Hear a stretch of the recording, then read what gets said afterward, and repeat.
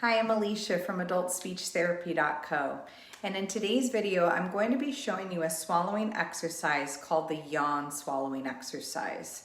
So the Yawn Swallowing Exercise is for patients who have difficulties with tongue-based retraction, if the back of their throat or posterior pharyngeal wall has weakness or decreased movement. So for this exercise, you're going to want to sit up as straight as possible. And you can start by opening your mouth as wide as possible, and your tongue is going to retract back like this.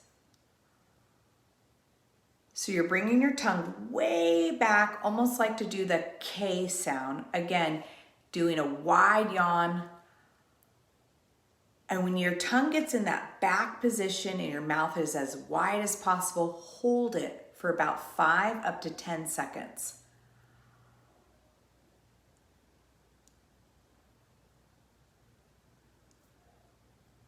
And relax. And again from the side, big wide open mouth.